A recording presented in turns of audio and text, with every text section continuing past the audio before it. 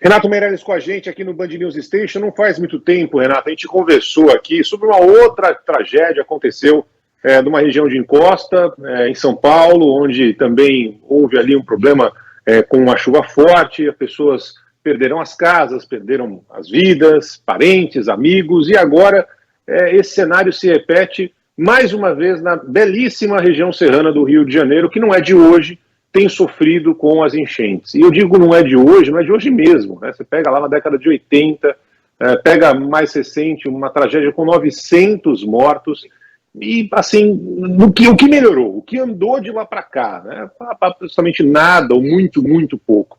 E muita gente, Renato, fala assim, poxa, as pessoas não poderiam mudar de lugar, não poderiam escolher uma área mais tranquila, uma área sem risco para morar. O discurso é bonito, né? Mas a prática, digamos que não é tão simples assim, né, Renato? Bom dia para você.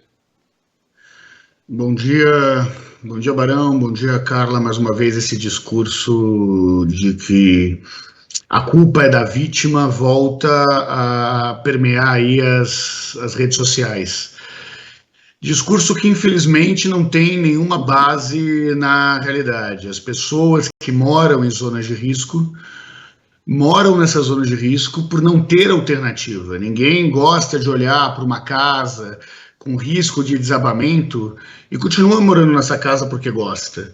Ninguém gosta de morar numa casa em cima de um lixão porque gosta de morar nessa casa. O que nós vemos é uma total ausência da presença pública nesses locais, uma presença que garanta o saneamento básico, uma presença que garanta água, luz, rede de esgoto, uma presença que garanta um processo de contenção desses territórios. São casas precárias, são pessoas que muitas vezes constroem um andar sobre o outro da sua casa, sem auxílio de algum engenheiro ou de algum arquiteto, simplesmente porque a família cresceu e ele não tem aonde hospedar um neto ou um bisneto, ou porque ficou desempregado e precisa alugar a parte de cima da residência para conseguir garantir o que comer dentro de casa. Essa é uma realidade que entra ano e sai ano não muda, é uma realidade que foi fortemente afetada com a diminuição do investimento social em moradias, com a diminuição da base do Minha Casa Minha Vida, né, da parte do Minha Casa Minha Vida de investimento social, onde você tinha um subsídio para compra de casa própria em áreas seguras, né, e infelizmente isso não tem mudado, essa realidade não tem mudado. Pois é, Renato, e são pessoas, eu me lembro da fala do presidente da CUFA falando recentemente de que são pessoas que são lembradas no momento de cobrar imposto e no momento da eleição, né? No momento em que o voto é necessário. Isso é em todo o país, né, Renato? A gente percebe que, é claro que na cidade de Petrópolis dessa vez, o que aconteceu foi uma chuva muito localizada que atingiu uma boa parte da cidade, saiu varrendo tudo por ali. Então não só as áreas consideradas de risco foram afetadas, mas outras regiões dessa cidade também foram.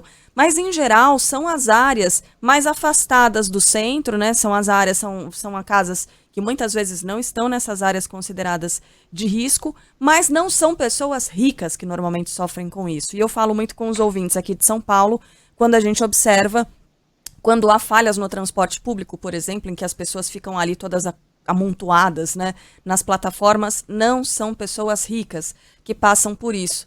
É uma relação direta, né, Renato? É gente que não tem dinheiro, não tem poder aquisitivo. Se fosse com o rico, muito provavelmente isso não aconteceria. O desenvolvimento das cidades seria diferente também. Como é que essas duas coisas estão relacionadas? É muito difícil você pensar em políticas sustentáveis para a redução da desigualdade sem pensar na cidade. E quando se pensa na cidade, se pensa uma série de aspectos, desde a capacidade de escoamento para grandes enchentes, que já aconteceu muito em São Paulo, que aconteceu agora em Petrópolis, mesmo em áreas que não são necessariamente áreas de risco, mas que poderiam ser trabalhadas, como, por exemplo, se construiu no passado aqui em São Paulo os piscinões, que diminuiu em muito as condições de alagamento na cidade de São Paulo. Os moradores dessas zonas de risco não só não têm alternativas, como não têm a presença de Estado. Recentemente, nós vamos lembrar que caiu prédios, não era nem relacionado à chuva, caiu prédios em favelas do Rio de Janeiro. Esses prédios que caíram, esses prédios que desabaram no meio da favela, eram prédios construídos pela milícia, vendidos pela milícia, sem nenhum tipo de proteção do Estado e sem regularização fundiária da terra, que é uma outra forma de garantir, por exemplo, um financiamento para a construção da própria moradia ou um auxiliar técnico que garanta a qualidade dessa obra. Então, se tem um responsável, ou o principal responsável, arrisco dizer, o único responsável, com exceção, obviamente, da natureza, mas da natureza nós não controlamos, por esses desabamentos todos, é a total ausência do Estado. O Estado mínimo já existe no Brasil e ele está presente nas mais de 13 mil favelas do nosso país. Pois é uma situação que se repete, você pode trocar de partido, trocar de governante, trocar de legenda, mas ano após ano é uma situação que se repete em diferentes regiões do país. Esse ano, em mais regiões ainda, né? No sul da Bahia, em Minas Gerais, em São Paulo, na região metropolitana e agora na região serrana do Rio de Janeiro. Você pode trocar o partido, trocar o governante da vez, mas enquanto não houver um programa sério, não um bababá, não um cascata, né? Não aquela história, hoje vai estar todo mundo de olho nisso, amanhã esquece. Gente, 900 pessoas morreram outro dia nessa mesma região. A gente não está falando de uma pessoa que escorregou, acabou sendo levada pela chuva, não. 900 pessoas morreram outro dia nesse mesmo local. Né? E aí hoje está todo mundo chorando, falando, meu Deus do céu, como é que pode ser outro dia teve essa tragédia, hoje tragédia semelhante, mas vai morrer menos gente, pouco importa, né? Pouco importa. Então, assim, não mudou nada de lá para cá, zero. A tragédia continua a mesma. Infelizmente, a Carla tem mais informações, né, Carlinha? Pois é, na verdade eu vou chamar a nossa reportagem, Marcos Sadoc, falando direto do Rio de Janeiro, para trazer mais uma atualização. Não era o que a gente queria contar, né, Sadoc, mas aumentou o número de mortos em Petrópolis? Carla, não é o que a gente quer contar, número atualizado agora, então, 44 mortos. Para quem está acompanhando a gente, eu estou no alto do Morro da Oficina. Essas imagens que a gente vem acompanhando e também o que a gente vem descrevendo aqui na Band News FM, eu estou nesse ponto, viu, Carla e Barão? É aqui nesse morro completamente devastado pela chuva. Estou numa laje de moradores que estão acompanhando também aqui o trabalho. Em instantes, todos vão ter que sair. Essa foi a última informação que chegou aqui, porque, de fato, o cenário é de tragédia com nova previsão de chuva aqui para a região. Então, o Morro da Oficina é uma parte alta, uma quantidade imensa de terra, são mais de 80 casas que foram atingidas. O trabalho de voluntários é imenso também, então daqui são dezenas, eu vejo dezenas de voluntários trabalhando com enxada, tem parentes procurando outros parentes com a força do braço, porque o efetivo do Corpo de Bombeiros vem chegando ainda. Então, pouco antes das 6 da manhã, quando eu cheguei aqui, eu vi uma mãe procurando a filha de 17 anos, depois um casal procurando o filho de 1 ano. Acabei de ser abordado por uma senhora que tem a mãe e a filha aqui.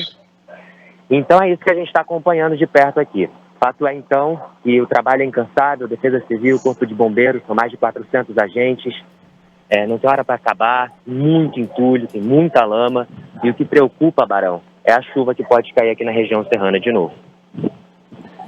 Pois é, o Sadoc vai continuar acompanhando, os números infelizmente não param de subir, a tragédia é gigantesca, né, e a gente não sabe até que horas esse trabalho vai continuar com previsão de chuva, e aí não tem o que fazer, tem que interromper as buscas, né, porque é uma área onde há um risco muito grande. Para quem está vendo as imagens da Band News FM agora no YouTube, onde está ali o Sadoc, né, você vê que tem bombeiros, mas tem muitos voluntários, parentes, amigos, tentando de alguma forma retirar essa massa gigantesca que caiu de lama, de resto de casa, de pedra, né, para tentar localizar alguém que está desaparecido, claro, sonhando, na esperança de estar com vida, mas assim, é muito difícil, com essa previsão de chuva, nada, né, mais difícil ainda, Carlinha. Você observa ali, você olha para esse amontoado de terra e de entulho e não dá para saber o que é casa, o que é teto, onde é que era algum cômodo, onde procurar exatamente essas pessoas. É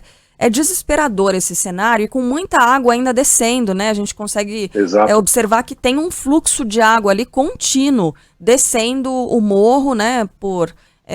Permeando o solo, dá para observar que é lama, e aquela lama de afundar a perna até a altura do joelho, como esses voluntários estão enfrentando. Negócio muito feio, viu, Barão? Bom, o Sadoc vai voltar ao longo da programação da Band News FM. Tomara, a gente fica na esperança de os bombeiros localizaram uma pessoa com vida, né? Uma criança com vida, mas a cada minuto que passa o número só tem aumentado e infelizmente o número de mortos. Renato, mais uma vez, muito obrigado pela presença aqui na Band News FM. Espero que na próxima a gente fale com um assunto um pouco mais leve, porque, convenhamos, a gente está cansado de tragédias que se sucedem de uma velocidade, de uma frequência impressionante. Um grande abraço para você, Renato. Um abraço, Barão, um abraço, Carla, e para os nossos ouvintes que não estão lá e se perguntam como podem ajudar, cobrem os seus governantes. Eu não consigo imaginar em que outro lugar do mundo um presidente da República podia estar nessa situação, mas pelo menos temos a notícia que assim que ele voltar da Rússia, ele estará lá, coisa que não aconteceu nem em Minas Gerais, nem na Bahia. Já é um avanço aí na solidariedade com essas vidas de famílias que vão ser traumatizadas aí por muitos anos por conta dessa tragédia. Até a próxima, espero que com uma notícia melhor.